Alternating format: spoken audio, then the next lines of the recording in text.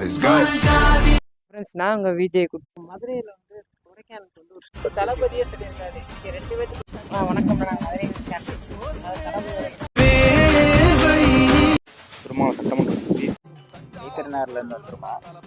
அவர் நடித்த இப்போ கடைத்த படம் ஸ்க்ரீனில் நடிக்க மாட்டார். ஆனால் மக்களை என்ன சொன்னாலும் சாரி.